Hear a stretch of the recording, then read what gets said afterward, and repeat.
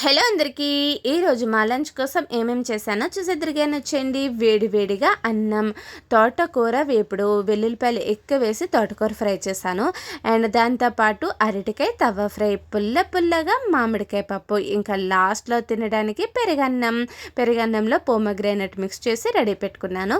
ఇప్పుడైతే ఫస్ట్లో వేడివేడి అన్నంలోకి మామిడికాయ పప్పు, అందులో ఉన్న ఎండుమిర్చి అస్సలు మిస్ అవ్వకుండా ఆ కారాన్ని అంతా బాగా మిక్స్ చేసుకుని కలుపుకొని తింటుంటే పుల్ల మామిడికాయ పప్పు అద్దిరిపోయింది.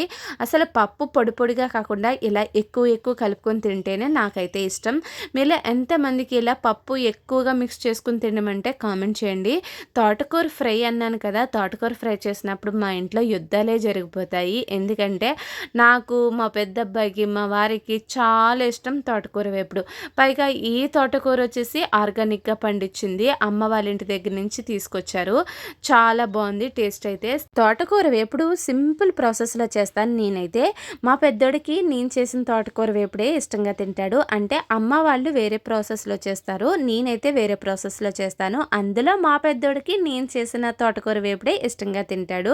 ఇంకా ఈరోజు తోటకూర వేపుడు ఉత్తిగా తిన్న టేస్ట్ అద్దరిపోయింది. ఇంకా ఇది ఇంత రుచిగా ఉంది అనుకునే లోపల మామిడికాయ పప్పు ఇంకా అదిరిపోయింది. మామిడికాయ పప్పులోకి అరటికాయ తవా ఫ్రై పెట్టుకుని తింటే ఇంకా అదిరిపోయింది. ఒకదాని మించి ఒకటి టేస్ట్ అయితే అద్దరిపోని అనుకోండి ఈరోజు.